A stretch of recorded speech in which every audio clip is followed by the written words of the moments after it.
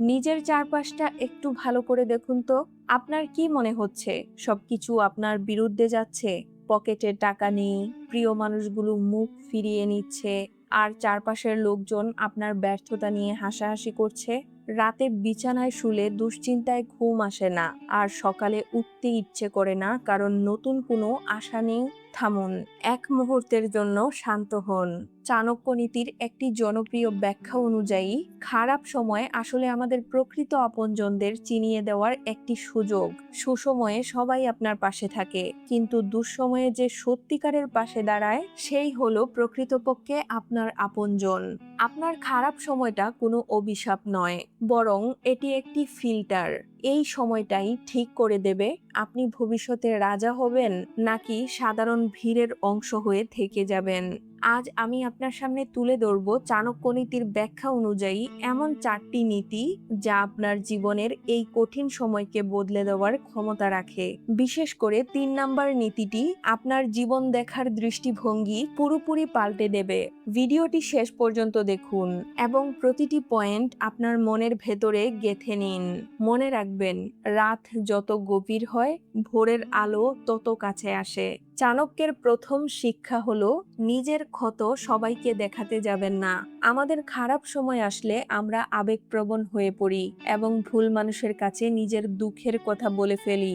আপনি হয়তো ভাবছেন তারা আপনার প্রতি সহানুভূতি দেখাবে, কিন্তু বাস্তবতা হলো 100 জনের মধ্যে হয়তো 5 জন আপনার জন্য সত্যি দুঃখিত হবে, আর বাকি 95 জন মনে মনে খুশি হবে এটা ভেবে যে আপনি বিপদে আছেন। নিজের পরিকল্পনা কাউকে বলবেন না। আপনি কি করতে যাচ্ছেন, আপনার পরবর্তী পদক্ষেপ কি, তা আপনার মনের মধ্যেই সীমাবদ্ধ রাখুন। চাণক্য বলতেন, নিজের পরিকল্পনা অন্যকে জানানো মানে নিজের বিপদ নিজে ডেকে আনা। আপনার নীরবতা আপনার শক্তি হোক। যেদিন সফল হবেন, আপনার সাফল্যই আপনার হয়ে কথা বলবে। চাণক্য নীতির একটি বিখ্যাত কথা হলো যে আপনার দুঃসময়ে আপনার সাথে নেই, সুসময়ে তার আপনার সাথে থাকার কোনো অধিকার নেই। খারাপ সময়ে দেখবেন অনেক তথাকথিত বন্ধু বা প্রিয়জন আপনাকে ছেড়ে চলে যাচ্ছে। আপনি হয়তো ভাবছেন কেন সে এমন করলো এবং তাকে ফেরানোর জন্য হাত পা ধরছেন। এটাই আপনার সবচেয়ে বড় ভুল। মনে রাখবেন, প্রকৃতি আপনার জীবন থেকে সেই আবর্জনাগুলো পরিষ্কার করে দিচ্ছে যারা আপনার বড় হওয়ার পথে বাধা ছিল।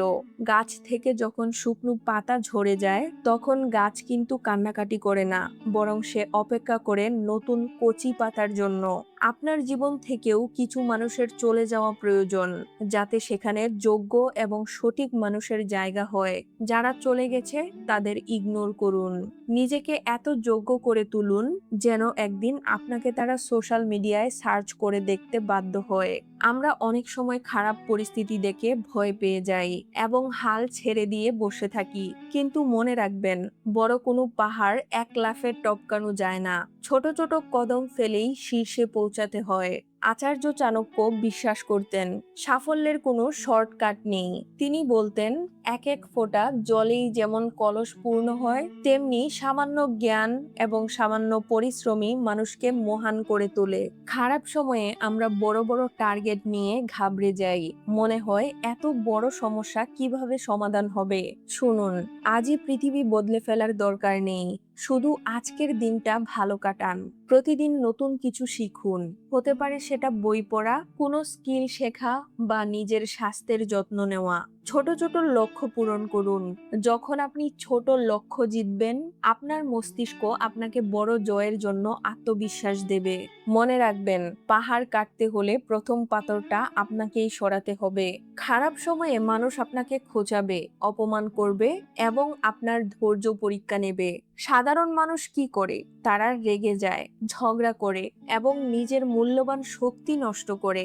চাণক্য নীতি বলে, মূর্খের সাথে কখনো তর্ক বা বিবাদ করা উচিত নয়, কারণ এতে কেবল নিজের সময় এবং শক্তিরই অপচয় হয়। কেউ আপনাকে অপমান করলে মুখে কিছু বলবেন না, শুধু মৃদু হাসুন।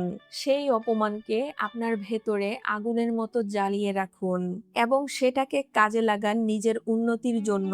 আপনার ব্যাংক ব্যালেন্স, আপনার পজিশন এবং আপনার ব্যক্তিত্ব যখন এক ধাপ উপরে উঠে যাবে, তখন সেই অপমানকারীরাই আপনার সাথে সেলফি তোলার জন্য লাইন দেবে। নীরব থাকা মানে হেরে যাওয়া নয়, সঠিক সুযোগের জন্য নিজেকে প্রস্তুত করা। জীবন একটি সুন্দর যাত্রা। খারাপ সময় আপনাকে ভাঙতে আসেনি, বরং আপনাকে গড়তে এসেছে। নিজেকে সময় দিন, নিজের ওপর বিশ্বাস রাখুন এবং ধৈর্য নিয়ে সামনের দিকে এগিয়ে যান। আপনার জীবনের সবচেয়ে কঠিন সময়টা আপনাকে কি শিখিয়েছে তা কমেন্টে জানাতে ভুলবেন না। ভিডিওটি ভালো লাগলে একটি লাইক দিন এবং এমন আরো অনুপ্রেরণামূলক ভিডিও পেতে চ্যানেলটি সাবস্ক্রাইব করে আমাদের সাথেই থাকুন। ধন্যবাদ।